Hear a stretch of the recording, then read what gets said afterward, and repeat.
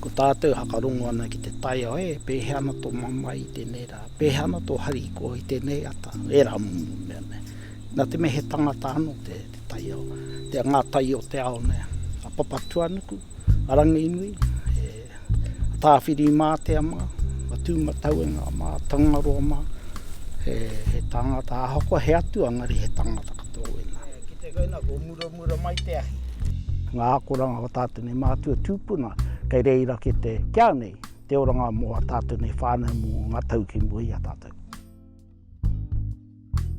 Ko tā koe meana ki o ngā moko puna e akoa nei e nei mātauranga, kia tiro kauake nei, kia ko tahi mano tau, te kawenga o ngā mātauranga nei. Ko tahi mano tau te tainga mai o ngā tūpuna ki konei, nā e ora tonu ana, e rā mō mātauranga nei. Kia au nei e kaua tukuna kia me meha. Hine raumati, hine takurua. Ko te whenua ko au ko te whenua, ko te awa ko au ko te awa.